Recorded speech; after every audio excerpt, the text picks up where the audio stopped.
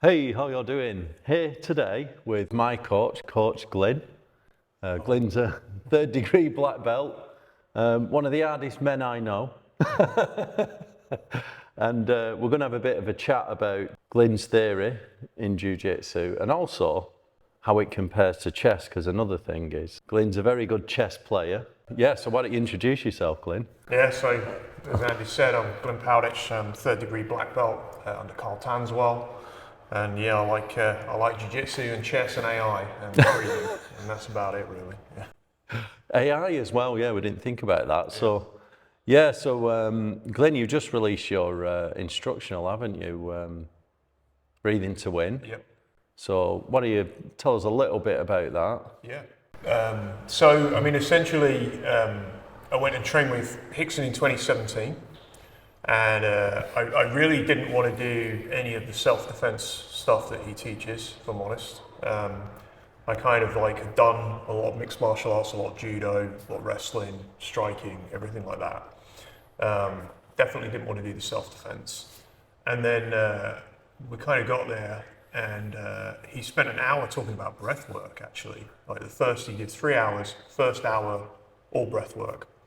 And he basically said the single most important thing in his jiu-jitsu career, in terms of winning, beating all these top guys, was his ability to breathe versus theirs. And he talked about how he used breath work as a weapon and strategic weapon. But he also explained as well how much breath work improves your life, really. And he was saying, if you own an academy, there's a real opportunity with breathwork to not just teach people jiu-jitsu and how self-defense and fitness and become, physically stronger and physically more confident, but also the whole thing of using breathwork to get to sleep at night, particularly when you're under a lot of stress. You wake up in the middle of the night, all those sorts of things. And so essentially, Breathe to Win on BJJ Fanatics is really about, there are a lot of courses out there that are doing kind of like yoga for BJJ. So there's a lot of that out there. I think what I've witnessed happened even firsthand is I've seen that there are some yoga instructors who can make the transition of what they understand in yoga to jiu-jitsu, and there are some that just simply can't. And we had a BJJ black belt come down who we talked a little bit about breathwork before, and he was like, it's like that Marcus Aurelius thing. You can't teach somebody something that they think they already know. And he was like, he just completely dismissed it. And then one of our blue belts, who's a big guy and he's a power lifter, got him in scarf hold during sparring, and he just tapped immediately. It's like, well, and he didn't tap because the blue belt cranked him. He tapped because he basically said, I couldn't breathe there. And it's like, well, you could. Right? You could breathe, you just didn't like it. And so I think there's a big void for a lot of people. One, a lot of people think that they know about breathwork and haven't even done yoga. They've never seriously done it. They're like, yeah, I'm really relaxed when I roll. And that's usually almost always a sign that they're not. They're relaxed when they're rolling with someone who's not very good. Yeah. But you get to a certain point, and then they're like, yeah, but he's a really competitive guy. And it's like, yeah, but your breathing's gone at that point. Whether you've won or not or whatever, you come off the mat, you look at the two people, particularly when you're in a training environment, you're not actually at a competition. People are training for different goals. And sometimes you'll watch two people come off the mat, and you can see there's one person who's barely breathing hard at all. They nasal breathe, they look like, fine. And the other one is like, and they might be the same belt level and the same weight and the same height, roughly the same age. But to me, it's pretty obvious who's got better jiu-jitsu. Yeah. And it's certainly obvious who's got better breath work. And this is the whole point really, is that by slowing down, by completely slowing down your breath work, rolling with people like it isn't the World Championships in training, that is how you're going to get better. And it's very hard at the beginning for white belts and blue belts to relax. And so equally there, I think they need actually a training program at home to actually start doing some of the types of breath work that I'm coaching, opening up their rib cage. Their rib cage isn't so tight. You get guys who are very muscular, but the minute you lay on their diaphragm, they're tapping. And it's because this is just sort of so compressed. There's a whole chest expander exercises, you know what I mean? They're not to build muscle, they're to open your chest out. Right. To allow for a bigger rib cage, because you know in guys that are muscular advanced lifting, you want to open up your rib cage because you look better aesthetically. Steve and you breathe. Yeah, exactly. Yeah. I mean, what you said there, Glyn, about obviously I'm white belt. I understand that, you know, how hard it is when you're at the bottom. I mean, we were just rolling this morning, and Billy, who's purple belt, he's quite. He's got kind of a judo background, hasn't he? So but he's a lot better than me. And if most of the time I was on the bottom with his weight, I think I have done quite a bit of breathing work. So I do a lot of breathing with my meditation coach, which helps. It's slightly different, but I do agree. The more calm you are on the bottom, it's almost like you can think better. Right. You're not panicking, and surely that's got to be an advantage, right? I think a lot of the time as well, one of the big things for me is it starts making you question how hard you grip a lot of the time. Yeah. And like even some of the grips that people take. Well, I do that. Even black belts, some of the grips sometimes people take are kind of useless, like in standing. You know, they're not blocking the shoulder, they're just gripping the lapel or the collar, you know, whatever you call it. They just start gripping. It's like, well, what's that actually achieving?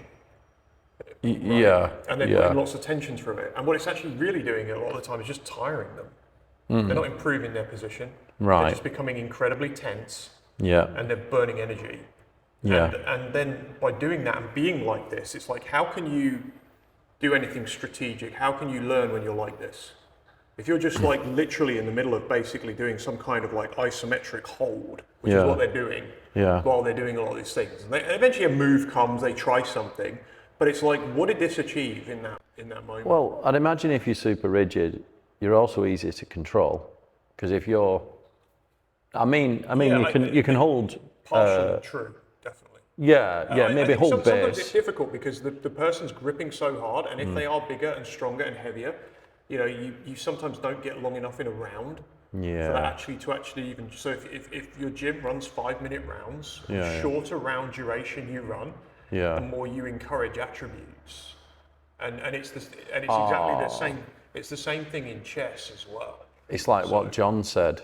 The tournament, because it's time bound, right, removes all the natural elements that would happen in the real world. So all of a sudden, when you're time bound, you're going 100 miles an hour because you're trying to beat the clock. Yeah. And John was saying that the quality of your Jiu Jitsu goes down because you're trying to be. Your heart rate's rocketing. Yeah. And to some extent, that is what you kind of. You do need to do that in a competition. It's sort of you. Oh, you've got to do. Out, it's like wrestling. Yeah, and you've got that time limit, and your job is to come off there just having expended everything you can in that fight to make the other guy's life as miserable as possible, score as many points as possible, win the match. That's the whole point. But that still doesn't really scale. And like as brilliant as I think Buchecha is, like when he had that match against Roger Gracie, the actual from the minute the match hits the ground is 57 seconds. Right. So Roger being on his back and tapping him. Yeah. And Buchecha's a brilliant technical player. Yeah. He's also a physical specimen. Yeah. But like that, there's a difference there in the efficiency. Yeah. And I think when you watch the likes of Roger train, sometimes they'll switch it up, but a lot of the time he's not going that hard. Right. And so this is the whole point, is how much can you actually make work? If you roll a gunner, Nelson, it's the same. It's like so little tension when you roll a gunner. Yeah. And I think that's why these guys are so good, is because they figure out ways of still being competitive with people who aren't as good as them, and they use less energy and they slow everything down. And then they are basically playing chess, and they're observing everything you're doing, and they're completely conscious. Whereas if I'm in this kind of this zone, I'm in fight or flight. You know, that's not a way even to live. It's what you do when your life is at risk. But that isn't an average session. It's not going to optimize your learning. That's how I feel every roll, though. I mean, that's obviously I'm trying to loosen up, but you know, when you're at the bottom and especially when you first start, I mean, you know, what else have you got?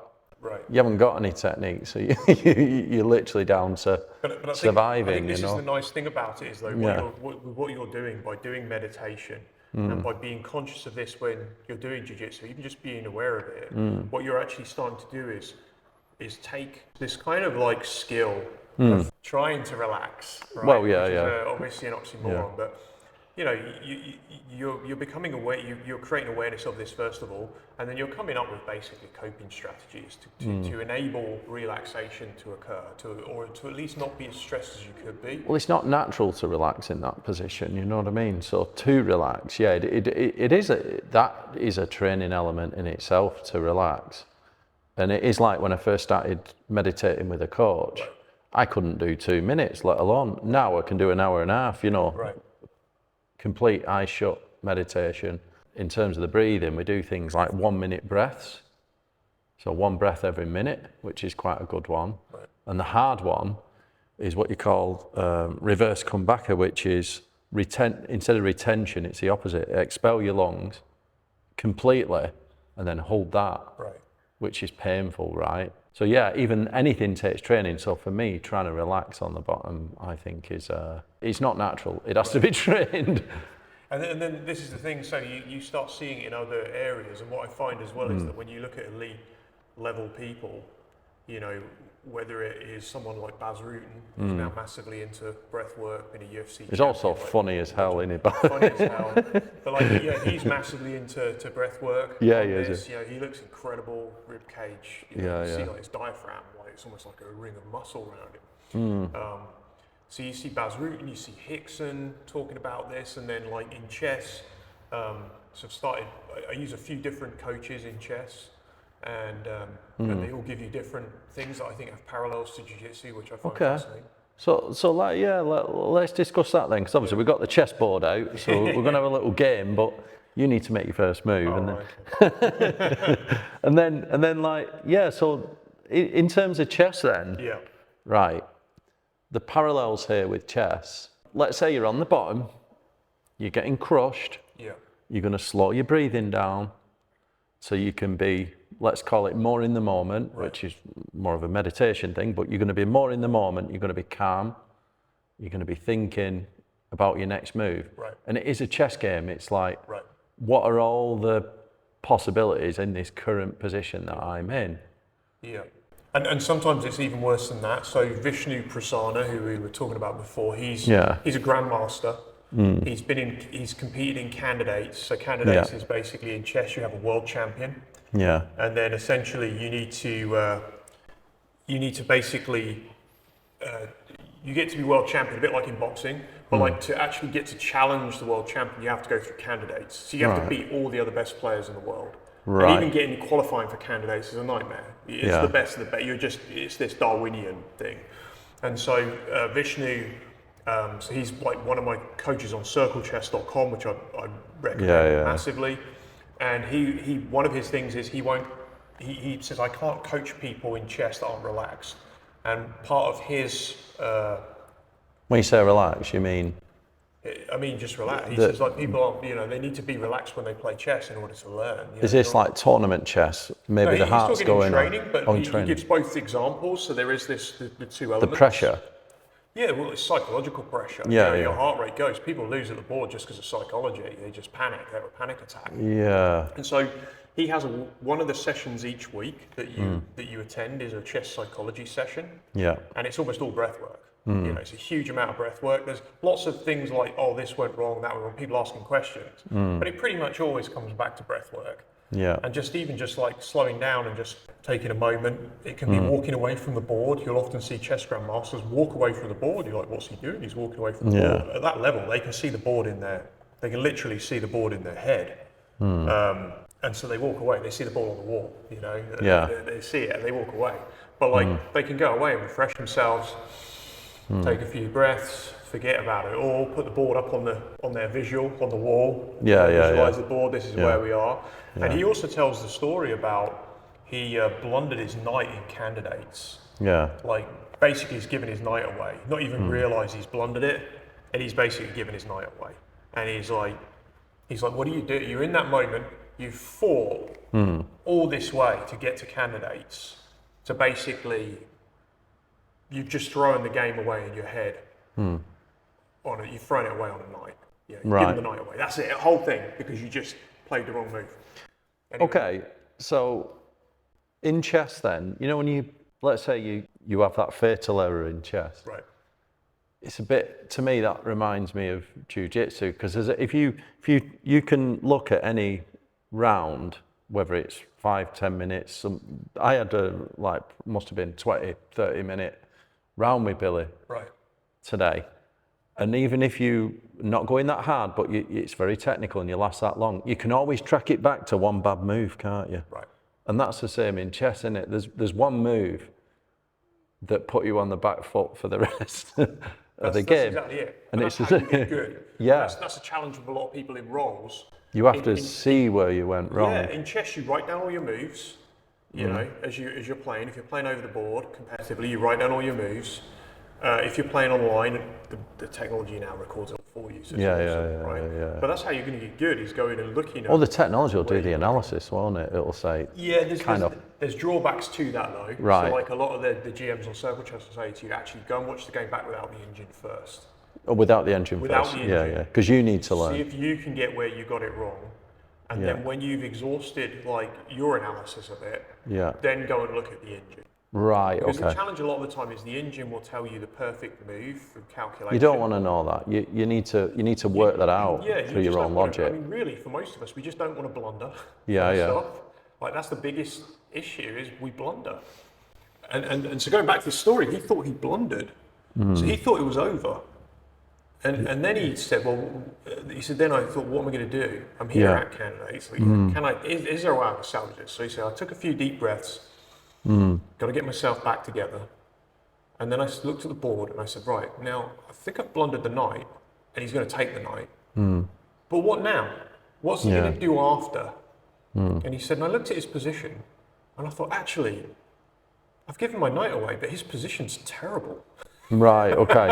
Right? Yeah. And so I'm looking at it from his perspective. Yeah. And I'm like, but what am I going to do? I've won the knight, but my piece development's poor. Yeah. I'm not where I need to be. And what am I going to do? And he said, all of a sudden, I realised that actually, and I think, I forget if the guy didn't even take the knight because he was worried about the position he was going to be in. Yeah. But the reality of it was, he didn't lose the game. Yeah. And so he went from complete, literally, could have been just throwing resigning there and then. But just because he had the system of having a few deep breaths. Okay, so I lose the knight, then what? And it's actually, his position's horrible. Yeah. So have I really blundered the knight? Yeah. And obviously the other guy's thinking, there's this whole thing there, which happened with Kasparov when he first played Mikhail Tal. Mikhail Tal kept giving him pieces, literally, take this, take that, and Kasparov wouldn't take them because he was so intimidating. Ah, right, okay. Right? So a lot of the time when we're being in these competitive situations, if we don't really show our hand too much and we stay calm and we look relaxed and we look confident, and also we reverse the position and we say, actually, what's he going to do? So I think I've blundered. But is it actually as bad as it seems? Yeah, don't panic. Yeah, quite often we all panic and we all think it's way worse than it actually is. It's back to the mind games, isn't it? I do believe that, because remember it was probably about maybe decade and a half, 2 decades ago, when Steve Peters brought out the Chimp Paradox book, and he psychologist, he brought out that book, and then he went around various professional athlete circuits. So he did Ronnie O'Sullivan, right, and it was all about the mindset. So he coached, the chimp is your subconscious brain that reacts to the fight or flight and makes silly moves, and then it's a lot quicker than your conscious thought, which is, have you ever watched someone like Eckhart Tolle before he speaks? No. He always takes a big long breath and he always has a massive pause of a second or two before he says anything, and everything he says is well calculated. Right. And I would imagine that taking that deep breath before you play your move allows you to calm down and not react to a panic situation. So Steve Peters was going doing Ronnie O'Sullivan, improved his game, because he used to lose his head, didn't he, and then he'd lose a match. think he was doing like England football team at the time, because you know, same in any sport. No matter how talented you are, if your head goes, that's it. You're losing, aren't you? Yeah.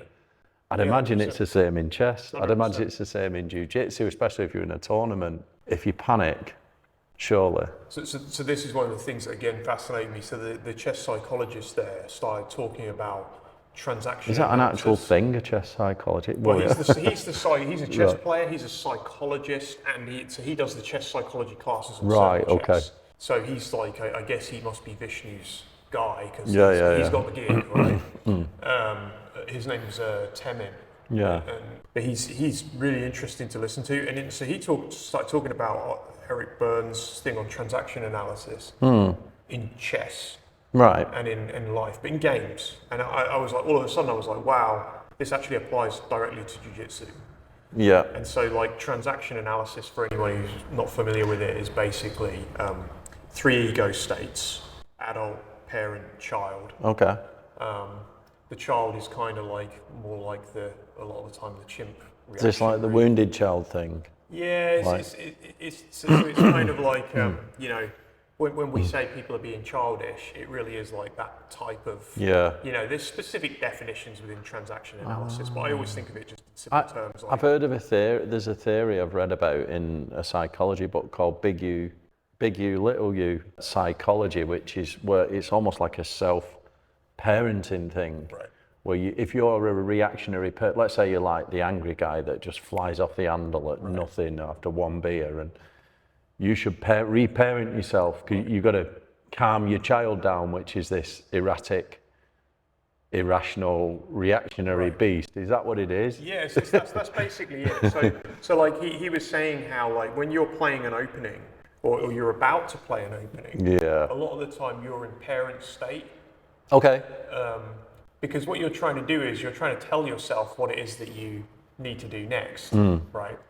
Then when you get into trouble during a game, that's going to be like the first reaction, as Vishnu said, was the child state. Yeah. It's kind of like, oh my God, I've done this. It's a terrible thing. I'm disappointed myself. I'm angry with myself. You know, what was I? Then you get parent again, can come back in, and parent can become critical. So like a critical parent. What were you? What was I thinking? Blah blah blah. It's almost like your mum or dad when they're telling you off, right? And then really, what you've got to try and do is try to remain in that adult state as long as possible. So you're Vishnu's coach there or whatever, and obviously he can't speak to the coach during the match. But like, you can take the coach with you type thing. You need to be the adult. How would a friend talk to you there? They'd say, well, hey, is it really bad? Yeah, it's terrible. Right, you gotta let that. Yeah, it's terrible, blah, blah, blah. Well, is it really? Have you really, like, let's take a few breaths, right? And so that's what you're trying to do. You're trying to self-manage. You're thinking about self-managing that internal voice during the game. Yeah. You pass my guard, you get me cross-side bottom, everyone's watching, right? It's like, it's one thing if, like, we're just playing around, but if there's a competitive element to it, it's people watching, the wife just walks in, whatever, oh, what are you doing on the bottom, Glyn? Come on, Andy, get him, right? All of a sudden, even in that, it's like there's that thing of the child can kick in and like really like, I've got to get out of here, blah, blah, blah, up the ante, and then it can get very negative quickly if I don't get out. So then you get this parental voice starts. And so you just, to me, the parallels, the more you dig into chess and jiu-jitsu, I think it's a bit of a cliche sometimes, because I think the people that say it aren't very good at chess or jiu-jitsu. I don't mean to be like, they're just not, but they're like, oh yeah, it's really similar. And it's like, people will say, yeah, in what way? And I think if you don't really study either of them that seriously, then you probably shouldn't be saying it, just because, like, it kind of is. I mean, it is, but it kind of isn't on your understanding level. We're back to like, it's like, well, how is it similar? Like, people say to me, oh, there's no timing in chess. But there isn't a competition though. It depends on what competition you play. I think there is even, on the board just playing, right? There's timing in that there's tempo. So a very common thing in Queen's Gambit is making someone move their bishop twice in the opening by taking a pawn. Yeah. Right? So as black, you can kind of catch up a little bit. You're trying to dictate a tempo. Well, it's like an etiquette thing, I guess, the tempo. Because the other thing that happens, if you take too long to place a move, I think another voice comes in, like, why are you not playing? You're not good enough. Yeah. You know, that kind of, what are you doing? Come on, you should be able to work that out. A different element of, I think what you're talking about is a different element of timing, and tempo is one element of it. So you actually start, so tempo is about basically, in chess, tempo yeah, but it's like procrastination. The longer it takes, it feels like you're running out of options even more. I mean, how long do you need? That's different from tempo. Right, okay, yeah. It is different from tempo, because what tempo's doing is making me play a move twice. Yeah. And so what you're effectively doing as black in this position is you're catching up. You're getting your move back. Because in terms of development, we're trying to get all our minor pieces out on the board. But if you get a tempo against me, all of a sudden, you're actually moving your minor pieces out and moving, effectively ahead. You've got back the initiative. So there's all these things, and like asymmetry as well. So when we're winning in jiu-jitsu, like positions become asymmetrical. Yes, they do. Right? And so you actually want asymmetry. Massively asymmetrical. And it's the same in chess. So a lot of the time at the top level now, guys are actually playing for asymmetry. They're not even necessarily playing for an advantage, they're playing for asymmetry. And so we have lessons in asymmetry on circle chess. They actually say about how Nakamura tries to get asymmetry against Carlsen. Right. Like it's almost like. How do you do that? I mean, is there a sacrifice to make or what? Yeah, they usually they usually try and get like the game to be lopsided on one side. So if there's a kind of sacrifice, they might kind of Is that why you just castled? I was wondering why you just castled so early. That's just safety. Literally. It's just safety. It's Right, just fundamental opening principles. I'm trying to control the center. I'm trying to connect. I castle to connect my rooks, and then I want to get all my pieces out and connect my rooks by getting the queen to the second rank. So that's kind of like just opening principle. So like, I was just thinking then when you mentioned about the asymmetry, and so when you was rolling against Hickson, you always said that. No, I've not rolled against him. I've just done bits with. Sorry, not Hickson. Sorry, it was Henry. Oh, Henry, right. And it was Henry actually, not Hickson. So you rolled with Henry, You won't mind. and he got you into scarf, tight. You didn't tap. Was that the breathing? Was it mindset? Was it a mixture of both? Yeah, it's just the breath work. You must have had the psychology there. That you only have the psychology because you got the breath work. Right. And Okay. the confidence. Right? Yeah. And then he mounted me an arm lock knee, so I don't want to. I always like. Oh, right. I always make it clear that but he put that on, and he really, did me the courtesy recently. And he's quite big, right? Yeah, he's a big guy, and obviously he's very technical as well. Yeah. But yeah, he's very, very good at the soul stealer. And I also own this in that he actually, I said to him, how do I improve my breath work? And he said, go and speak to Bliss Vranich on it, and she's fantastic. The coach. So, Yeah. So he, even there, I'm using what I've learned from him back at him. Right. Okay. So I got that from him. So all credit to him for that. But it's kind of like you watch him do this to people, and black belts are just tapping to the pressure, and they're not even really lasting. I've seen him in person, and I've seen him on videos as well, where he's put somebody in it, and how long can they go? Can they go 10 seconds? He's done like a bet, and they've been good enough to play along with it. But it's horrific. Right. Why is it just next level pressure, or? Yeah, it's just his rib cage is against your rib cage. If he's putting all his weight through. When you every time you exhale, he squeeze. He tightens it more. Yeah. So you exhale and he tightens. You exhale, he tightens. But the thing about it is steals your breath. Yeah, and there's little things that you can say to you. Like I say to people, when they say I can't breathe. If you hear that voice that you can't breathe, it's like no, you can breathe. You can breathe. You could be there for weeks. Yeah, because it's about sometimes when I do my meditation coaching, one of the exercises is about breathing as little as, basically not moving, breathing as little as possible. No, I'm not under pressure, but it is training to take the smallest breath, minimal, to stay alive for maybe 5-10 minutes. Even though there's no pressure, I'm tiny little breath. You feel exhausted at the end of it. Right. You've really got to it's almost like you've got to tell your body to kind of calm down, shut down, don't use any energy. And I'd imagine that's going to come in if, your breathing exercises. There's going to be a point there when Henry's on top where your amount of capacity you can fill up your lungs is tiny, probably 10%. You have to relax. You have to relax. and it's counterintuitive because Oh yeah, when you thrash because around. because you want to escape. You don't want to be there. It's horrible. And so the whole thing for me is like just really first and foremost, you don't try to escape. You try to wait for him to move. And of course, if they start cranking your neck in there and you get caught with that, you may need to tap. If you're not fast enough, you know, get into defense of the neck cranks. You know, people have different ways of defending neck crank. Sometimes you just go with it. You can kind of go with it. You sit up. You have to get rid of your bridge. If you're trying to bridge, you crank your neck. You might need to tap. You know, you have to save your body. So I'm not saying like, you know, I managed to defend an Americana there was fully on. That's a different thing, and you don't want to be doing that because you can end up getting injured. But like too many people do just tap to that. And I think if they improve their ability to not tap in these positions and put themselves in there, particularly when they're rolling with like white belts. If you're a black belt and you're rolling with a white belt and every roll that you do is you submitting them every time, I mean, maybe if they're 220 pound, 22-year-old and they're going to injure you, that could be a different kind of thing. And so I appreciate that, like, sometimes you have to pick your partners. Like Brandon, he's a big lad, isn't he? You know? Right. He's like 20-year-old. Right, yeah. So you pick who you do it with. Yeah. But there's plenty of white belts, blue belts, purple belts. Well, Pete does that, doesn't he? Pete lays a bit passive at times, and he likes to get out of a difficult situation. Right. You know, and sometimes you can be holding Pete, and I can kind of feel him. He's like gauging where the weight is and all that, and but it's like in that scarf position, you're there, it's tight. If you thrash around, you're going to get tired really quick.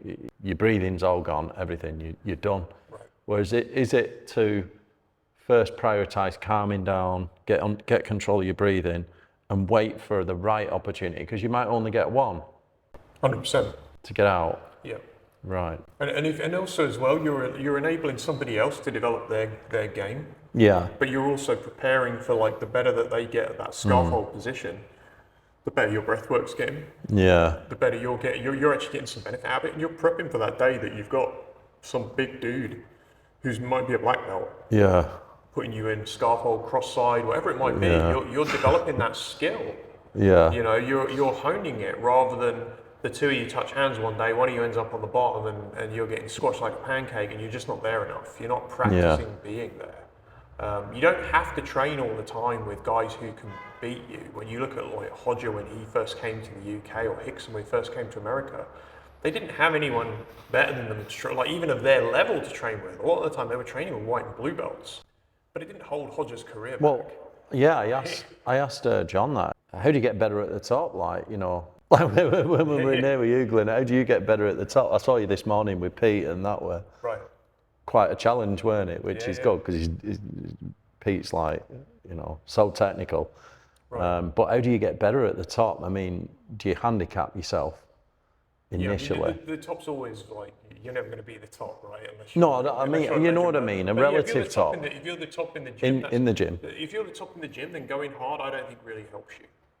Right? No. You can go hard sometimes. And some people you have to go hard with because they're just physical brutes, and like they can injure you. Right? But like when you're rolling with somebody who's older than you, lighter than you, you know it's not going to be too tough a roll. Yeah. Well, why not just play all the worst positions, put your hands in the belt, you know, let them start with the back with your hands in the belt, they might choke you, good. They're getting practice at rear naked choke, and you're getting practice at, you know, working your angles, getting your back to the mat, you know, finding ways of, you know, moving your shoulders, getting some connection between chin and shoulder, you know, changing angles, whatever it might be, but you're finding ways of surviving. And then when you bring the hands back in, well then like that's like, you know, that's going to prepare you a lot better for dealing with a black belt being on your back than just like not really ever being there because every roll is competitive. And then the minute it breaks down, you're in big trouble. And you see that with people who have got amazing guards, but like the minute and they're really good at guard passing, they're very competitive. Every roll is that focus. But then people pass their guard and it's like there's not much there. Yeah. And so I think it's about trying to get balance, really. Yeah, okay. Yeah, so when the other one that I always remember with you, Glyn, when we roll with you, occasionally you can go hard. Right. And I think people, even beginners, they need to be reminded at times what can happen. Right. So it's like what we did on Sunday when you were saying you end up on your side, don't put your arm out, don't try and frame it. Right. You're better off to go in close, because the minute you put your arm out, and I've noticed this, you do this to me a lot, you grab hold of it and next minute I'm being skull ride. Knee across my neck. It's absolutely horrendous. One on my belly, one on my neck. Right. And then you've got me in an arm lock. Right. And it's kind of the worst situation ever. Yeah. Yeah, You I mean, know. that's the thing. I mean, pushing is, but it only comes about really because of a technical mistake. That's my mistake. Right. It's a bit like what we said. I can't do that to somebody who doesn't extend their arm. No. Right. Way, way harder. So that is that moment, Right. the bad mistake, you know. Right. and so that's the lesson. So you also do need sometimes, you can't be just flow rolling all the time. No, I need to be reminded. There needs to be both. And where that balance lies is like, you know, that's almost like, who knows? Yeah. But you definitely need both. And, you know, the two extreme positions of like, you know, I always roll hard. I do get that some people who always roll hard have been very badly injured. Yeah. And so they, for me, it becomes like, I understand why they're in that mentality sometimes. Yeah. But some of them are just physically very large and they just don't like losing. They have a big ego, even a black belt. It's like they just don't. But that ultimately, when they're competing at the highest level, someone's going to get them in a position they don't like. Yeah. And that's the challenge with it, really. I noticed that with John when he came in that morning. What John was, he was barely exerting any energy. He was barely moving, but he'd somehow get hold of your arm and then just use it and just, and he was so good at it, you know what I mean? Just with his technique, he'd just sort of get hold of an arm and stuff it somewhere. And, you know, and that's Jiu Jitsu. Yeah, That's the skill we're all seeking. Exactly, yeah. Yeah. So in terms of something you mentioned about the breathing, which is something I've been doing recently, when you're under pressure, I always think I'd never get stressed out, but everyone does. There's always a limit, right? Some people have a higher stress tolerance than others. For even things like sleeping, I do believe that too.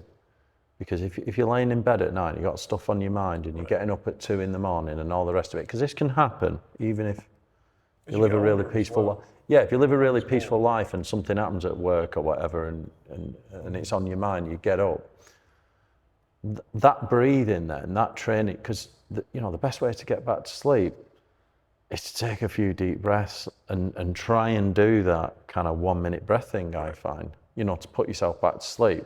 That breathing exercise then, I'd imagine it's universal, right? You've talked about it being useful for chess, obviously Jiu Jitsu, sleeping, breathing in the meditation world is known, and yoga, so, you know, meditation is part of yoga, is all about lowering your state, isn't it? It's like state management and lowering anxiety, I guess, or lowering panic, stress. What other components are there in terms of jiu-jitsu that make that? Obviously, you've got the fundamentals, but you always talk about the importance of breath work and this kind of hierarchy of what is it at the bottom? Is it the breathing? Hickson's breathing first. Model is breath work first. Then base. Base. Then you get into like his elements around connection. Connection. So you get on the board, like we've gone through the opening phase, we're now starting to get tension. Yes. So it's when the two things are connected. Yeah. All right. He also has angle. Yeah. And then it kind of goes into posture. And then there's like, and SBG's kind of got involved. So Hickson, I don't know if Hickson's model is exactly the same as SBG's, and I kind of sometimes, but I mean, SBG's models are based on Hickson's. But like in SBG, we don't talk about pressure and possibilities, right? I prefer it being I prefer probabilities then, right? But whatever. But you basically get to posture and then, we're then into a probability game. Yeah, there's infinite possibilities, right? Yeah. But like the fact is that if I have better breath work, if I've got better connection to the ground, right? And I've got connection and I've got angle or you know, asymmetry. I've got basically I'm at cross sides to you as an example or whatever it might be. Then you know you're going to be feeling an awful lot of pressure. Right. And then at that point, well, I mean, you could say I have endless possibilities, but like there's certain probabilities of certain things that will just potentially finish the match. Yeah. Right. The probabilities are in my favour. So yeah, that's the basic model. But breath work is the foundation, and this is what I keep seeing across different things where you know you join circle chess and you do a breath work session every week. They do a breathwork session. It's breathwork session every year. It's chess psychology, but it's all within that breathwork and people talking about their problems is how I would describe it. It's, you know, that's really, they have their problems at the board, and they're like, I'm playing a much higher ranked opponent, and it makes me panic. Okay. One of them said the other day that they were playing a 7-year-old who was higher ranked than them. And the guy was like, I think Must he have was been like, quite a smart 7-year-old. yeah, they exist. And he said, Yeah. and he was saying to Vishnu was on. It was actually Vishnu was on the call, but it was it was actually like a breathwork question. It wasn't like it was it was a psychology question in that they do a Q&A, and he said this 7-year-old. He said she was just dancing around the room. She wasn't paying attention. She's higher ranked than me, and he said, and like I wasn't sure what to do. He said, and I just found it so distracting.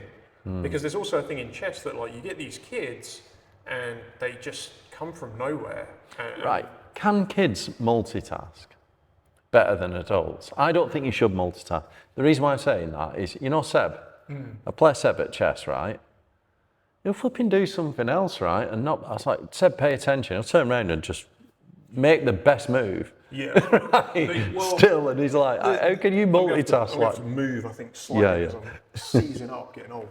The thing I'd say about that is kids have better calculation capabilities, right? Without doubt. This is a problem. So the kind of athleticism, if you like, in chess players goes at some point around like the mental athleticism, right? The attributes, you know, around 35, 40, 45. Some point around then, you still see that world chess champions are young men.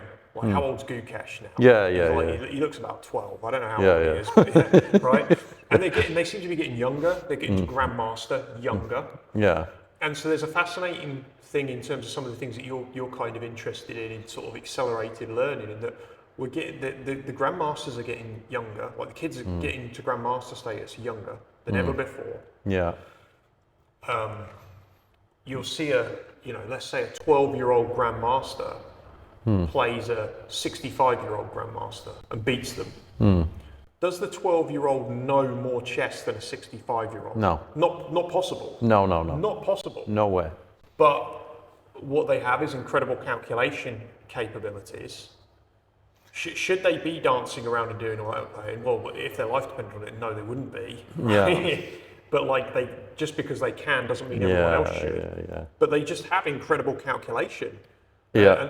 And when that's going for you as an older player, and you're having to play more on intuition because you can only go, in my case, about 3-4 moves deep, right? Calculation, and you start to struggle. And then it becomes, this is why you need to solve lots of puzzles. But it's not just about solving lots of puzzles. I had a grandmaster. He made me do this 7-move calculation of this position. And I'm looking at this guy's king, and I'm like, there's no way I can get it as king. Like, just no way. And he doesn't let you move any of the pieces on the board. So he makes you, like, you have to basically, force me to move like that. Yeah, you have to force a move, but you're all in your head. So it's getting you to play and play and play, and I'm like, oh, I think it's this. He's like, no, you're quitting too early.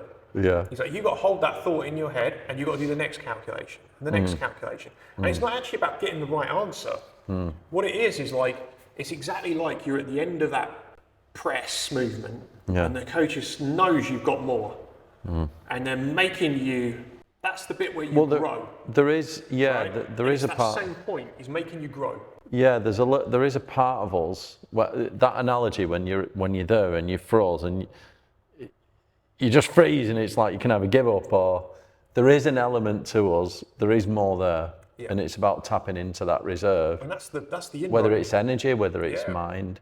And that's what you've been seeking. The first 10 reps were for that bit, and then we quit when we're in that bit.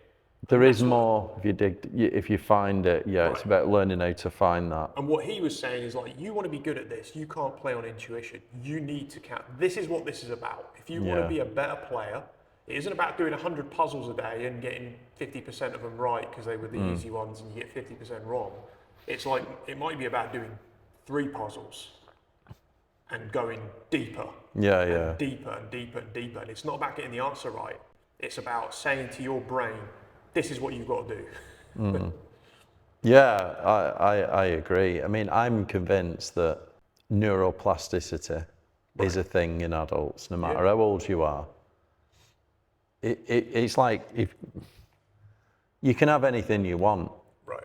If you, like what Naval Ravikant says, you can have whatever you want if you are prepared to sacrifice your life that much. Yeah. Do you really want it? Yeah. So I think neuroplasticity is a thing. You can learn whatever you want. Right. You're never too old. Right. It's how much do you want it? And the older you get, the more, let's call it, sacrifice you have to make. Right. I think that's because true. Because as you go through life, every decision you make is a commitment. It's saying yes to something, no to something else. So you end up build more and more constraints, and it's like, right, I want to do this with my life now. There's a huge amount of sacrifice. Right. You might have to cut lots of things out, but it's never too late. And it's 100%. that you're there, you can do it. Right. Do you really want it? Right. You know, it gets me thinking this morning, underneath Billy, I was trying to get out. I was trying to, look at my watch. I was trying to get, that's great. Come out. And I just didn't feel I had the underhook deep enough. And I was thinking, what do I do here? I've got to get my head under, and it's like, right, how much do I really want this? But sometimes, I don't know, I ended up giving it away. He ended up putting me in scarf and that were it. So I think I gave up too much at that point. But there would have been a way, and maybe it's just training, for me. Keep going. But you're already getting arm frames. Yeah, I've been doing that now for... Yeah. Well, you've done quite a few sessions on it recently. We spoke about it a couple of weeks ago. It's one of the fascinating things about Jiu-Jitsu is like John Kavanagh showed me this on guillotine chokes. Yeah. And then it was like all of a sudden it was like the mist cleared. Right. And it's like, this isn't just about guillotines. This is actually a fundamental kind of frame. Yeah. I'm not a huge fan of frames like how they're commonly taught, which is like people kind of bench pressing, or I've created a frame and move off it, and it's like, that kind of, it's okay, but it can get you into problems. But like these kinds of frames, this retraction. That look at your watch thing is absolutely amazing. It's everywhere. I mean, it's the stand up, to shoulder throw. Yeah. It's everywhere. Yeah. So it is good. So, but in terms of back to the breathing then, right, if it's so important, I think 2 questions. One is, if it's so important, why is no one else teaching it but you, or whatever? It's not just, there's not just me. There are other people. There are people, but they're not majoring on it. They're having a go. I think part of the challenge is getting people to listen, like Miles Lucas in Jiu-Jitsu. Well, it seems boring, right? Everyone wants to do subs because it's boring, isn't it? And takedowns. Yeah. They all want to. I'm going to have to stretch a second. Me too. They all want to do. Yeah. That everyone wants the highlight reel. Yeah. But the highlight reel, Hagler Hearns. Yeah. That only comes from a ridiculous number of hours. Right. In an elite bunch of people that can go and do what Hagler did in Hagler Hearns. Right. Yeah. But everyone wants to be Hagler. They just don't want to do all the work for it. And the reality of it is that there's tons of boring little bits that you have to go through. And actually being able to reflect on your roles, the longer you remain in fight or flight in your jiu-jitsu career and the more often that you're in it, the less jiu-jitsu you're doing. I don't care if you're competitively successful, but it's just true. And so you have to get to that point. And then it's like, the other thing is that if someone gets success, a degree of success that they're happy with, then, there's that tendency to then say, well, I'm good enough at breath work. In order to beat this guy, I need to understand this particular situation. And it's like, but in order to beat that guy, what if your brain was just recording far more of your rolls and all of the, and actually you were learning more from everybody that you were rolling with in every single roll. You're feeling more what's going on. You're feeling that you're a bit too tense in this position. How much are you, when you do lose, are you losing because you're just too tense and think at times it just doesn't matter? So, yeah, I think there are people out there that are trying to do it. I think part of the challenge with breathwork is because we're breathing all the time by definition. We believe we're all reasonably good at it, right? It's omnipresent. Yeah, but So we get worse, don't we? We get through our lives. I mean, I remember something you said, and then I researched it. It is amazing that up until about the age of 7, is it? You belly breathe, and then all of a sudden you stop belly breathing, and it's like you get worse. So it's like going back to belly breathing, isn't it? Right. We get involved in it's the education system, and we're all sat at desks. And it's bad posture. Sit for hours. Yeah, I mean, I do. I work in focus blocks, maybe do an hour, smash it, bit of work, and then I take a break. I physically get up, go make a coffee or whatever, and try and clear my mind. And I think getting off your ass and not sitting at a desk for 8 hours solid is good. You've got to have them short, frequent, because you become back more productive. Right.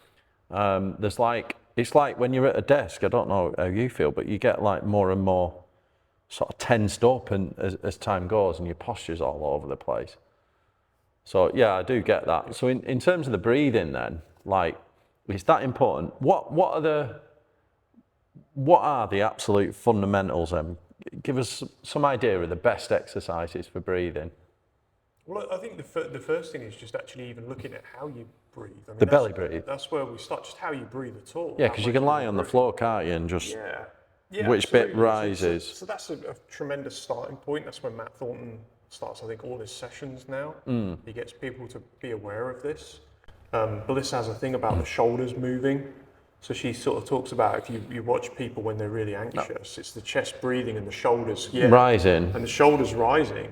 And the problem with that is it's not actually, the problem with it is I think it's what it does to your brain and like your almost like your chemistry, if you like. It puts you on high alert when you don't need to be on high alert. And high alert is extremely bad for you. Like some short-term stress is healthy. It's a bit like, I don't believe in doing loads and loads of cardio. I think it's just a waste of time, right? The thing is, for me, the only cardio you should do is walking. You do cardio when you do HIIT. Yeah, HIIT. You do cardio when you do Jiu Jitsu. Yeah, but HIIT we're doing cardio. It's short, intense stuff, right? Which is healthy for you, right? Yeah. But what is not healthy for you is long, sustained, chronic stress. Yeah. Same with being fight or flight. So if you're in constant fight or flight, it shortens your life, shortens your telomeres. 100%. This is why I'm not a fan of low intensity exercise. When you draw something out like that is chronic stress. Well, I think going for a walk is healthy, but you're talking about like there's no intensity. Running them, no, there isn't. But it's really good for burning fat. It's insane, like zone 2 cardio. But going for a marathon, these ultra runners, do 100 miles across the fells or whatever. Yeah, they're destroying their bodies. Totally, yeah. I mean, that I know you get like let's call it super fit temporarily. Until you're about 30, and then or 35 or whatever, and then you're just totally dead. Right. But I'd guess then one of the big benefits of this breathing, well, since I've been doing my type of breathing, which is with my meditation coach, you're calmer through life. You never panic, right? I've got to be honest. All those tendencies are still there. They're never gonna. If you're a highly anxious person... Well, I'm not, I just... Yeah, I think if you're a highly anxious person, I'm quite anxious. If you're a highly anxious person, I think this helps. Yeah, it's never going to be a cure. It's never going to stop us overreacting to certain... No, but it's a training mechanism, right? But it's a training mechanism to try and, I think, deal with them and try and pause and take a few seconds before you respond to something. Doesn't always work. Yeah. But the point is that it's there when you want it.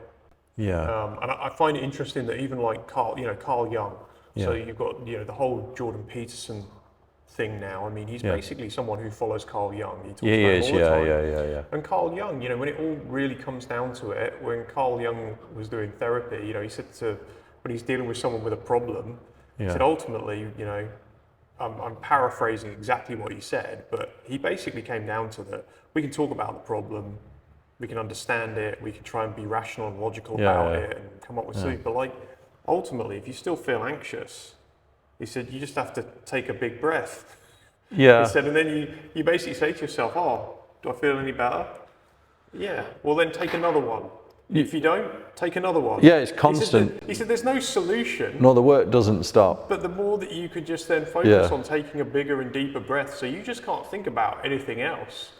Like, that's all you can really do. And so I find it funny that, like, you can go across different disciplines, jiu-jitsu, chess, all these top athletes in different, I think mixed martial arts always Baz Rutten, but like there's Laird Hamilton is onto this in big wave surfing, like he's the Dixon of surfing. There's, no matter where you go now, all the top elite people have like effectively a breathwork system. They don't just sort of say, oh yeah, relax and breathe. They have somebody who's helped them with this. Almost invariably, they've all had a coach, or have a coach. They've had coaches sometimes in these areas, and they all have a system for it, because this is amazing. They don't leave it to chance. Well, it's a parasympathetic nervous system stuff, isn't it? Like it's vagus nerve stuff, right? Absolutely.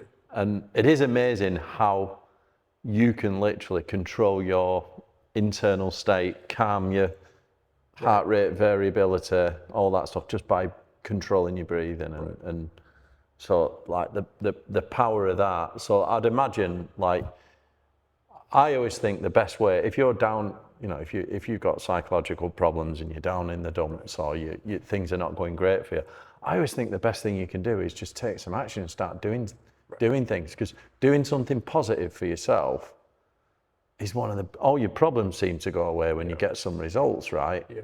And I'd imagine it's the same in any sport, including Jiu Jitsu. If you're struggling, just keep training and keep getting better, right? Like you said, you're never going to get rid of the anxiety, never. It's like what Roberto says to me, things like anxiety or whatever, they're just part of you, like an arm or a leg, you know what I mean? You can't get rid of them, but you can rise above them through training. And the sad part is that most people do nothing, really. Oh, they sit in exercise, they sat watching TV. And then you've got sit moaning about it. Yeah, and then you've got a small percentage do something about it in January. Well, right? yeah. A small percentage do something about it in January. Everyone goes a bit harder in January. Which is terrible, yeah. The gyms are full till February. And then February, and then everyone's gone again. Gives up. Yeah. And this is the sad thing is that there's a percentage that does something. There's a few that do stay from that period, but it's sad how many people quit. And part of the reason that they quit is I think that I think one of the things is probably almost a lack of coaching, in that like you're feeling motivated now because you've had a week off over Christmas and you've actually got your head together. You've actually had a chance to breathe, just to slow down, see some friends, see some family, and actually question. The problem is that doesn't happen again for them until usually the following December in many cases. You also get a little burst in September as well. People have their 6 weeks, there's the 6 weeks over, the summer, they have the summer breaks, they get a bit of a holiday again. They have this break, I need to do something about these things. There's a time for reflection and they're wonderful. Yeah. But there just isn't the follow through. I also think that there are some people that I meet, and some people, we all meet people that are, say, naturally driven to try new things, right? And there are some people that are just natural quitters, right? And, what makes... I think some of that comes naturally. Sometimes it's like, maybe we're a product of our environment, and maybe we've grew up in a difficult circumstances, and every single day was a battle to survive, and we've learnt to cope and that kind of thing. Can help, I do. Yeah. If you've had a sheltered life and been wrapped in cotton wool, and are you likely to say, come here and train in the gym? Or you're just going to hire, because you're a billionaire, you're just going to get some armed thugs around you, or you're going to try and look after. I don't know, but like, how do you turn someone? Let's say we spoke about someone the other day. You know, people that come in. How do you make someone turn them into a committed individual that's going to train and train and train? Is there a place in the gym for training psychology, say, like, or motivation? I mean, motivation's bullshit, right? Yeah. It's not a thing. It's, how do you motivate yourself? Well, start and take action, really. That's it. Right. I mean, John Kavanagh says you can't motivate people. You can't. And I don't think you can. Have you just got to find people? I mean, well, you can market and put yourself out there, right? But they have to bite, and so yeah, I don't think you can. You can try to coach people who turn up in discipline. You can try and help them in discipline. Yeah, that's what I mean. But that's different from, I think, from motivation, because motivation, there has to be this intrinsic. They have to turn up. Yeah. So they have to be present, and so. And sometimes, like with kids as well, you have kids will turn up, they'll be in the gym, but they're not present. They're not here, right? Well, kids are a different story, aren't they? Their minds are elsewhere sometimes, Yeah. you know, and so, you know, there's nothing you can really do there. You know, you can try and make things about fun and games and this kind of Roosian, so you try and change the session. And so you try and soften it, or you sometimes go one-to-one with them, part them up, but it's like you can't really motivate them. You can try and reposition, but you can't motivate. You can't make somebody want to do something. And the world is, I think, full of parents who've tried to do that with their kids. It can backfire if you push too hard as well. They just don't want to do the sport anymore, or the activity that they've pushed them in. In the end, it becomes they'll do it whilst they're under your control, and then the minute they get old enough and wise enough that they're going to backfire, it can backfire. Right, I agree. Too much pressure. And that's, I think, an example of you can't motivate somebody. You know, No. you just can't. It's another version of it, really. It's like lead generation, isn't it? Right. You know, you can get loads of people interested, and, you know, by the time you get to the bottom, you end up with a select few individuals that are actually committed. Right. It's like anything in life, you know. Yeah, it's a funnel. Yeah, it is. Yeah. It's a funnel, and you're funneling that energy through. Yeah. And eventually it's decaying. You get the all people the that time. turn up. Yeah. Right. Yeah, even my own discipline, like being motivated, having that commitment is one thing, but I think it's like back to the breath thing. Like when you first start, if you don't start with those like basic fundamentals, which are they're not sexy, are they? You know, they're not the things that people want to do. Start Jiu Jitsu, you want to be like learning submissions, right? Which is what they want to do. Right. How do I get someone mounted, get them in a Kimura, whatever.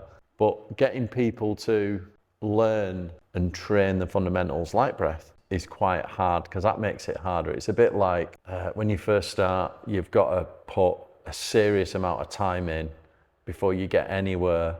It feels like forever. And you look at it and you think, right, I've got to be training this for years to get proficient at this. Part of the challenge you've got, though, is that when you start as well, you're often not training just with people that are your level.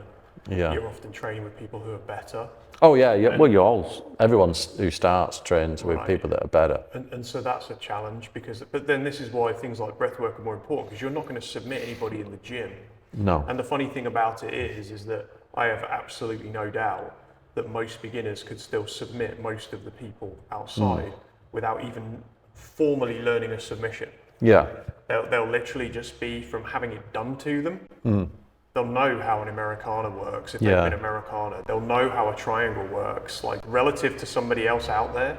They'll know how all those submissions work. Yeah. Even just their physical, even if all they did was groundwork, and I'm not saying that this is, but like some places are pretty much all groundwork. We're definitely not. We do a lot of stand-up, and we try and just coach principles across those. It's like, the same stand-up principle here is the same stand-up here on the ground. Right? That's the look at the watch thing. Yeah. Stand up, right? On the bottom. Doesn't matter, it's the same thing. Yeah. But and so I don't feel like there is this dichotomy, but I get some places just want to focus on the ground, whatever. Strokes and folks. But even to some extent, even those guys who only do ground work, just the sheer physicality of someone who trains regularly on the ground will transfer to a degree in stand-up outside. And the vast majority of people out there are not training. They're not doing anything. No. And so if you basically know how to put a kimura on in the ground, you'll know how to put a kimura on in standing, right? You grab somebody's arm, bend it up their back. Well, I think in the real world, I think the best thing about this in the real world is knowing that you're going to have better base and you're going to stand up and you're likely to put them on the ground. I think 100%. You don't really need to go any further than that. Once someone's on ground, it's pretty much done, innit? Yeah, they have no idea where they are. No. And you know, they can come at you like this, and 10 pints and swing you in the face. And all you have to do is put them on the ground, right? Just throw them over and that's it, game over. That's pretty much what you need for the real world. Right. And that comes from knowing how to handle yourself when you're on the ground, imagine, also with the stand-up, but just that pure training. And yeah, that's like massive for me. I mean, I've been wanting to train this. I remember, you know, Adam's, we're mates, we went to school. I was, when he started with you, well, has he been training about 9 years now or something like that? Yeah. Must be. Yeah. He was telling me at the time, said, oh, you want to come? And I was like, yeah, I should, but I was into my mountain biking at the time a lot. And I wish I'd have started then, but anyway. You know, but it's never too late. No, it's never too late. I mean, you know, you've got to stay healthy. I think spending a lot of time focusing on your health, which is what a lot of people don't do. So, like on the breathing then, so you've got your instructional now on BJJ Fanatics, and it's a great course. What would you, obviously, you're going to advise people buy it, obviously, everyone, right? But then in there, how much breathwork training would you advise? So like, this is just like people can train breathwork at home, right? Yep. How much would you advise per week? As much as they... Every day? As much as they can. Do some breathwork training per day? Do some training, and when you go to Jiu Jitsu, if you don't have any other goal, just work on lowering your breath rate. And you could do that just through nasal breathing. You can start off just with like, all I'm going to try to do is just breathe through my nose and like just be aware of like. Well, some people struggle with that. You know, if you need like, you get like septum, don't worry about it. Just focus on belly breathing. Just and you just start playing around with it, and that starts to become the thing. If all you're doing every so often is just taking a big deep belly breath as you're rolling. It doesn't have to become all about that, but you know, you're doing any sparring, just filling up. And you know, we go through this on the video, you know, about when you really should be focusing more on your inhale, when you should be focusing more on your exhale.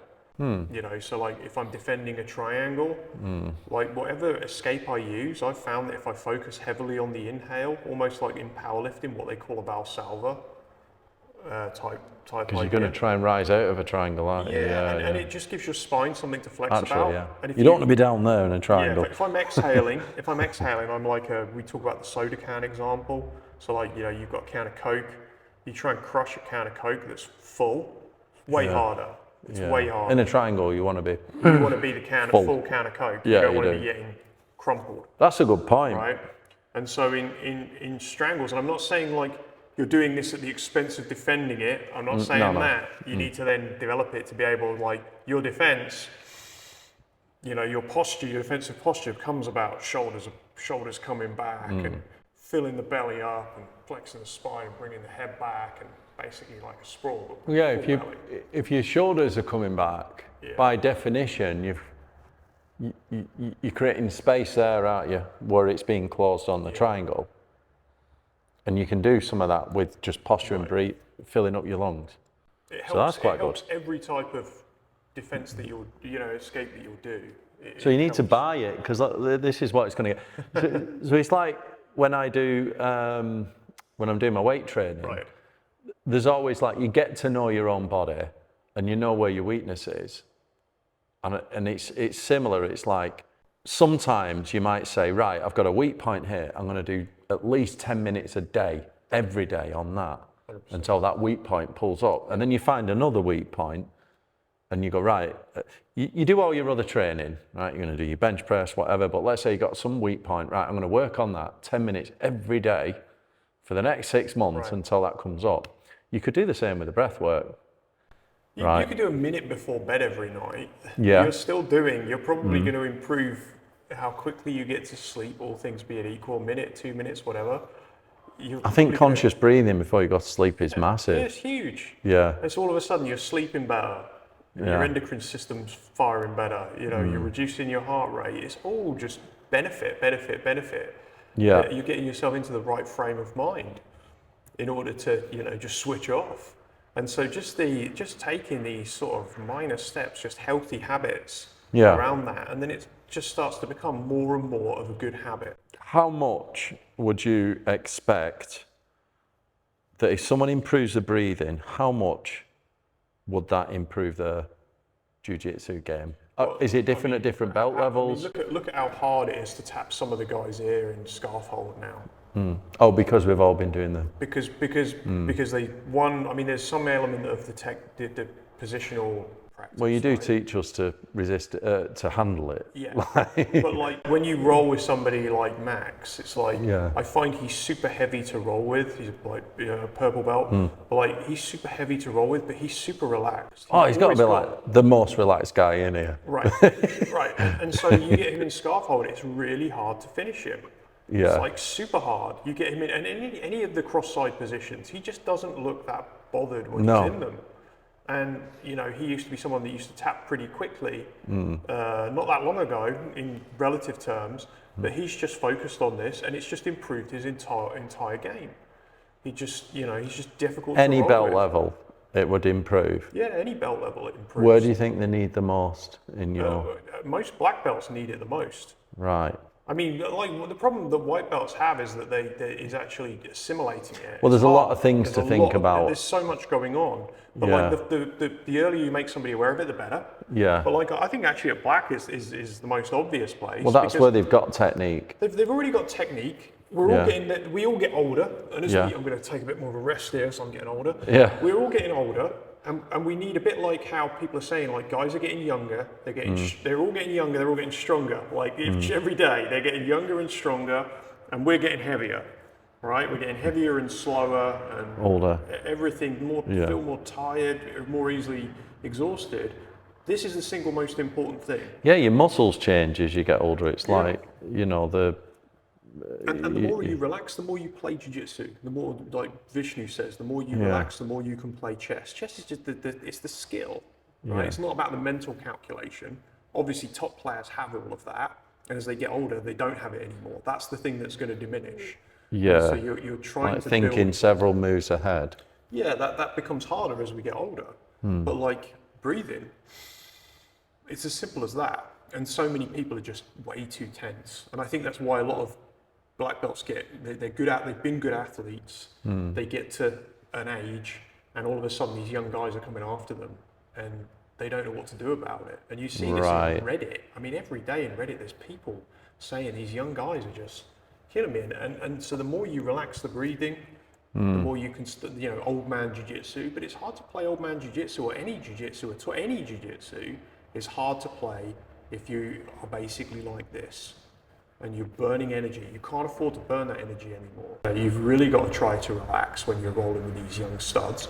And that's what's going to keep you healthy, fitter. You're not going to get injured as often. You move slower. You figure out better jiu-jitsu as a role. You then have to compensate with better jiu-jitsu. Yeah. So I feel like it's at black, they kind of need it the most. Right. So some are excellent. There are people out there that are studying this and are deeper on it than I am. Yeah. And are really into it, and that's fantastic. But there's plenty that are not. And there's plenty that are aware of it but haven't taken any real major steps on it. You roll with them, they're still super tight. And they're burning energy. And at the end of it, they're mouth breathing. And it's like, if I can come off a roll these days with like, I'm nasal breathing and they're mouth breathing, as long as I've not been absolutely hammered by them, even if they positionally dominate me, I'm kind of like, yeah, but they put a lot more in. Yeah. Right? And I'm now ready for the next round. And at some point, they're going to be taking their rest break. And there's nothing wrong with that. But it's kind of like, I'm trying to still practice the skill. Well, that energy is like massive in well, certainly in tournaments, in any competitive sport, Yeah. you know, even in like boxing, you know, the one that gets tired out in the first 3 rounds, they're usually done by that point. I mean, that's Hickson's analogies all the time with these young guys when these top world champions are coming in. He was in his 40s. And yeah, but Hickson used to do that. He used to do that thing where he'd like roll with like 40 guys, didn't he? One after another. Yeah, he's got to figure out ways of conserving How can I survive and still win. That's the game, right? Yeah, and they're all trying to submit him. And you must be. It's like, it reminds me of like the Rock. Remember the Royal Rumble? All you had to do was come on last, and you'd end up win. Because the guy who went on first were that exhausted. You know, but yeah, I guess there is a way. I mean, you know, learning how to preserve energy is. I must admit, I am consciously now trying to preserve energy. It's like, hang on, you're not going to lift someone off you all the time, and that's going to but that's going to transfer into your life. There's going to be times you're going to get into a business deal, whatever it might be, and it's like, actually, I could go like here, but sometimes it's like, you know, do I really need this? So let it go. Can I reposition how I'm dealing with it? I used to be absolutely terrible. I used to be absolutely dreadful in business. I was. It was almost like my software business. So I used to say it was one of my babies, you know, and I used to get like all personal if anyone criticised it and stuff like that. I had to learn to let go of all that. But even in like a business, they go, oh yeah, in my industry, it's super political and competitive. And I used to like be, pretty reactionary, you know, speak too much in meetings.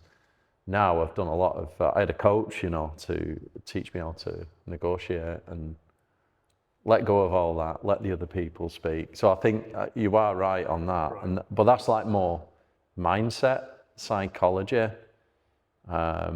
listening more than you're speaking, all that kind of thing. But so in terms of jiu-jitsu then, where is the listening more than you're speaking, or is there? Where's the analogy there? There's always a conversation going on when you roll. Oh yeah. It is a conversation, right? Yeah, there's, you know, one guy, maybe a black belt, might be super relaxed, and the more junior belt is like this. And that's a conversation. It's like what Pete said to me, I think it was Saturday, he was training on Saturday. He will, you know, I had him in a crossface, and he's like, yeah, it's uncomfortable, but I'm not under any threat here, Andy. I'll wait for you to move. Right. So that's like him doing his listening more than speaking. It's like, I don't need to do anything. Yeah, you got me in a crossface. I can feel your shoulder. That's a great example. He can feel my shoulder. Yeah. And he's like, yeah, it's uncomfortable. Well, I'll just wait. Yeah, I understand your position. Yeah. And it'll just sort of, so I guess even, you know, the scaffold then. Right. If you can relax, you wait for them to make a mistake. That's basically got to be the game there, because the chances are as well, it's such a bad position that like there's a very good chance they're going to submit you, right? Yeah. With an arm lock or anything, even if it's not tapped into pressure, because you're dealing with two. You've got a dilemma. You've got all the pressure and you've got to defend the submission attacks. Yes. So it's just such a lot of work. That's the biggest difficulty, I think, with it. A professional tournament of any type, competitive sport like that. Yeah, of course. Your coach is you're going to analyse the competitor. You're going to know where they currently play and where you want to play and where you don't want to play. But in reality, when you're in there, you can only react to what you've got, and you maybe you're just thinking about the next move, not 2-3 moves ahead. I mean, like this morning with Pete, I was just working on keeping my hand higher on one side. Right. He had a collar choke in. Yeah. I just got to keep my hand higher on the other side so he can't connect the arm. Yeah. That was all basically I was doing. Right. I was just trying to stop him connecting the second arm. But there's no other plan then at that point. No. Right? But you know, like the grandmasters, they must be able to think a few moves ahead. Well, yeah. Are they calculating? Chess, you have to. That's maybe where there's a kind of difference in there. Right. And why is that? Just because you're afforded the opportunity to do so? Yeah, you've got time. Why have you not got time in jiu-jitsu? Because it's not anyone's move, is it? Anyone can move whatever they like. Yeah. That is the difference. Right. The fundamental difference is that with here you have to basically respond. Okay. Yeah. Yeah, when you're in a difficult spot. Yeah, you can make 2-3 moves without replying jiu-jitsu. If you do, they don't reply at all. Yeah. You've got to make replies like that. Yeah. There's a lot of motor skills in jiu-jitsu as well. Yeah, I think it's true. I think it's what the ecological approach is kind of honing in a lot on. What's your take on motor skills then? I mean, principally their motor skills generally are specific with little transfer, but like there's obvious transfer between wrestling and jiu-jitsu. Yeah, but in Right? terms If you've of the been a brain. Div 1 wrestler or whatever, you're going to be good at jiu-jitsu, right? You're going to be competitive at jiu-jitsu. You're probably going to be good for lots of reasons. But I think you know, a lot of the time when you see people doing, you know, like balance balls. I mean, I use balance balls just to kind of stretch on, but like a lot of the things that you do on balance balls, like I'd never lift weights on a balance ball. Right? It's pretty ridiculous. And I sometimes see people doing exercises that are trying to mimic sporting movements, and they just interrupt your timing. You know, they don't work. So I don't. You know, if you need to, if you're practicing a movement, like if you're practicing a hip escape, you really need to be practicing it for the most part cross-side bottom against somebody doing it to you. Yeah. Now you do have to take a few steps back, because otherwise somebody will never really learn to do one properly. But you still need the feeling of doing it alive way more than you do of just practicing. Yeah, well, there's an element of just shrimping on floor, isn't there? Yeah. To some extent, Yeah, just to well, get used to you the do that, but I think mechanics. I think the criticism of that, which I think is sometimes justified, is that there's a huge separate. People are doing that down the mat. They don't know why they're doing it. They're not doing it under pressure, and even from a prescriptive element, they've not been given enough detail on it anyway. Right? They're just moving their body down there, and you're almost like better off giving them an experience of it. Like you need both. With pressure, yeah. Yeah, you need the pressure. You need to actually feel that. You need to figure certain things out for yourself, and you can't prescriptively tell everyone everything about it. And unless, of course, you really do have it down to a few. You've really got like some kind of almost grandmaster level in it, and you're like, actually, I can really boil this down to like 3 things for you. And if you do this, and then it's like, and then you have to listen to that, and you then have to go and test it and see if it works for you or not. And if it doesn't work and you're doing exactly what they said, well, then they haven't cracked it, even if they can do it perfectly and get out, right? So you do have to test these things, and people do have to test things for themselves. So I accept all that, but there is at the same time just certain best ways to do things. Yeah, there are. And you don't need to reinvent the But wheel. there's still reps. It's like developing motor skills is almost like training your subconscious brain to mind-muscle connection, right? And what is the difference between that and conscious thoughts or conscious reactions? It kind of all conscious, but some stuff in jiu-jitsu is going to come. It's almost like instinct reaction. When I'm here, I'm going to do that. Subconscious, right? That's where it's been hardwired in. Hardwired in. Yeah, but this is where again, like, you get into problems with, like, this is why one of the things. But that can only be done through reps. Literally train. And I think it's one of the things that undermines cardio as a concept. So, like, is swimming cardio, right? Not if you can't swim, right? No. And so part of the problem, is you could be a brilliant swimmer and be clinically obese, and you'd still be a pretty good swimmer. Yeah. Right? And it's the same problem with cycling. There is a fundamental motor skill in this, and there is actually just a skill that guys at higher levels of endurance cycling, they actually will be incredibly skilled and efficient at cycling, like running. You can get cycling fit. So I am not as cycling. I like mountain biking. I'm not as cycling fit as I am now. But there was a time when I was cycling so much, and I was doing a spin hit class at least once a day, sometimes twice a day. And it got to the point where I could, get to Air and Hounds and smash it up the cobbles to the top of the tower faster than anyone, stood up like I was on a spin bike, just sprinting all the way up. I got so cycling fit, but I'm not that fit anymore on the bike. But I would say I'm fitter in general. But it's like, how can I not do that on the bike anymore like I used to? Just because I haven't practiced it, even though I'm probably like stronger, fitter, healthier than I was then. What's going on? I mean, can you literally just develop a motor skill in one area and it make no flipping difference to the rest of your life. Right. You're just good at that one thing. I think that's true, principally. So you have to choose what motor skills you want. Yeah, and I think you can also look at those certain things you can actually it'd be interesting actually questioning like why do some motor skills, there are some things that do transfer. Yeah. And I think like breath awareness, being aware of it, transfers. I think breath's really good across the board, But if you have to do diving, you're going to have to change that technique. But even just having that awareness. I think if you were good at breathing already and you started diving, you'd have an advantage, right? Right. So, order of priority then, best motor skills for Jiu Jitsu, right? Look at your watch. Is that one? I don't know if you call that a motor skill. It's a frame. I mean, Right. I guess there is a motor skill element to it. But some of this is kind of like tacit, in that you practice any of these things. Yeah. And there's a tacit element that you need to feel it and learn it for yourself. Knee and ankle, knee and foot. Knee and ankle, yeah. Yeah, this is massive everywhere. Well, this is just, I think this is just base, really. Yeah. We're starting like getting into base and posture. But yeah, I find that like a lot of the time. Sometimes I just lie down and just literally lie down and just rep getting up like that. Yeah, it's huge. Just because I want to get good at it, you know. Yeah, it's a massive skill. And I think There are fundamental movement patterns, certainly in Jiu Jitsu. I think Frankl thinks there's like 12. And 12. I think he said like 12 or 6 or something like that. And Casey sort of said similar things and said you could literally break it down into a sprawl and a sit out. Yeah, Joe was doing one of Casey's last night. You know which one it was? Is it the pigeon pose? Oh, right. Sit down. Joe was telling us about the pigeon pose, which is similar to this, but a bit more.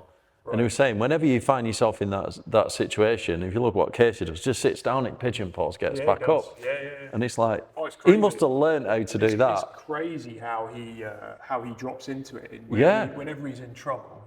It's like a reset position. Yeah, he just goes to it and resets. Yeah, it's awesome. And then he can get out of it from there. So these like, where Frankl says there's like 12 positions, why don't we should we not just be focusing on them? Well, that's what he started doing, I know where he got to on it. But that was what he was talking about doing, I think, in instructional on it.